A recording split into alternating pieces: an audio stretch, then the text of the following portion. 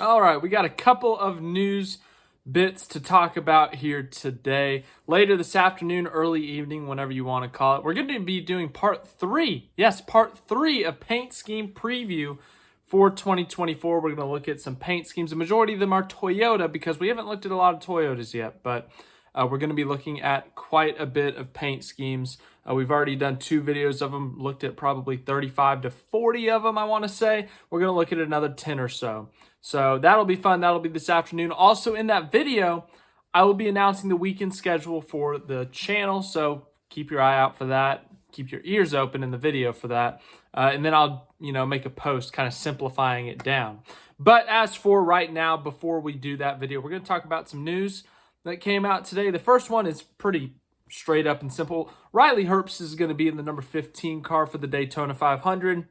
It's not really a complete shock. He's done this before. He's been in the 15 car before.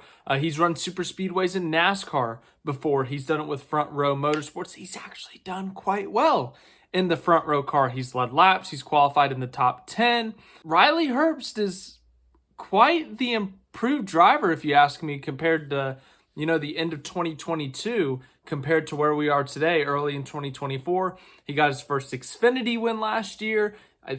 He's run multiple cup races. I think this is actually, not a bad decision. I'm curious to see if he can continue to run well at the super speedways and the Cup Series, and I'm very curious to see how he does in Xfinity.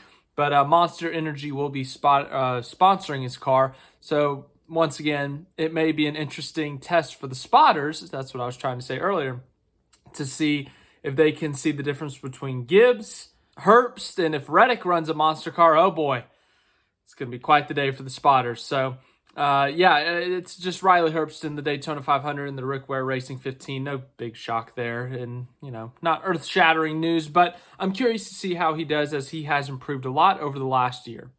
Now, this next thing, this is the big one I want to talk about. Auto Club Speedway, a track that's been around for quite a bit and is no longer existent. Well, the 2-mile version isn't. A few years ago, 4 or 5, I think it's been 4 or 5 years now, NASCAR made the decision to get rid of Auto Club Speedway, the 2-mile racetrack, and turn it into a short track. Well, plans have gotten shuffled, realigned for multiple reasons. COVID hit, NASCAR sold off some of the land surrounding the track, and there have just been other issues that have happened. Well, they've also changed the name. It's no longer Auto Club. That deal somehow expired, so now it's just the NASCAR track in Fontana. I don't think that's the official name, but that's basically it. So the president did an interview with the LA Times, Fontana, just outside of LA. Of course, NASCAR is in Los Angeles this weekend for the Busch Clash at the LA Coliseum, so it makes sense to talk about this racetrack. Well, it's the future of this track is in question. Yes, it has been, because there has not really been a plan put out for this new 2-mile track. Initially, the plan was, we'd spend, I think it was like 2023 or 2024 reconstructing it. It would be ready by 2024 or 2025.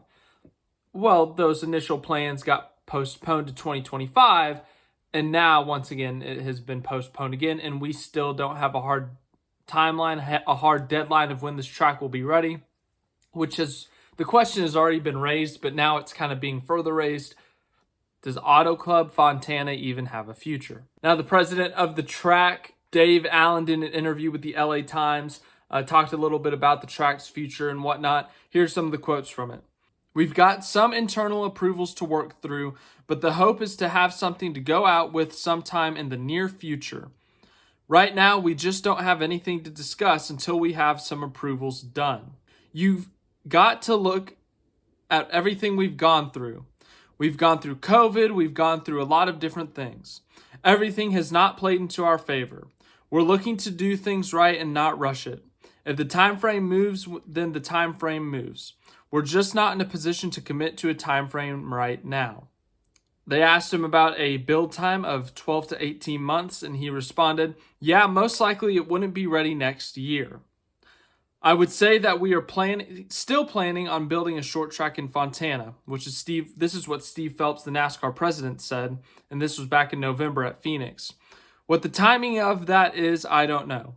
This isn't the best time to be building based on inflation, the cost of capital, etc., but our intention is to continue to be in the Southern California market for 2024. We'll be at the Coliseum. It is our intention to build a short track in the Inland Empire.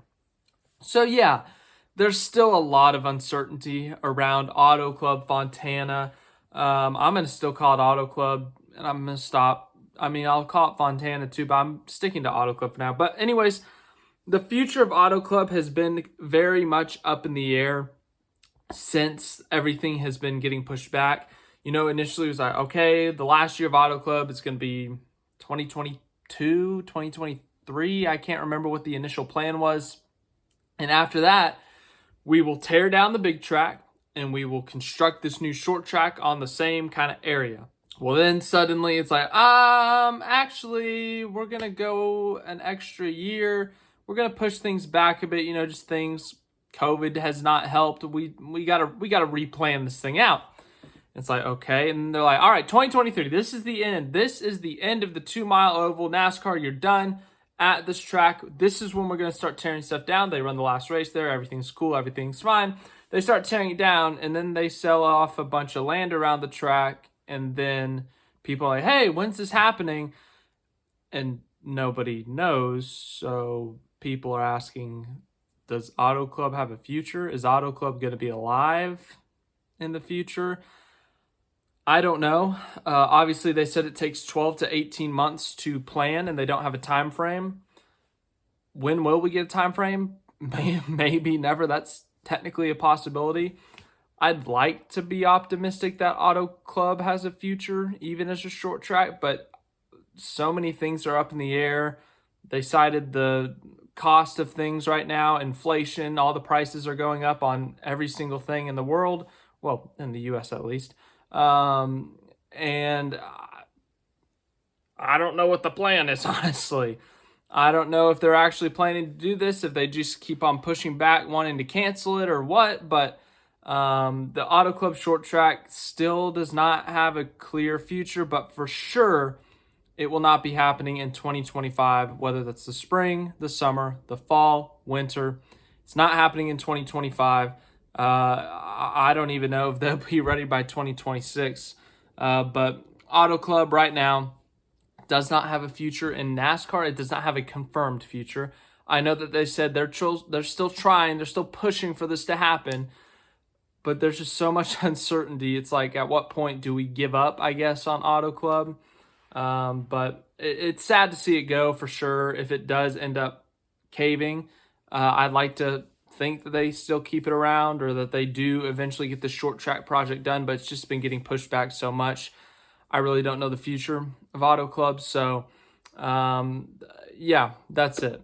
Thanks for watching this video. I hope you enjoyed it. As I said, later this afternoon, early evening, we'll be looking at some more paint schemes. That should be a fun one.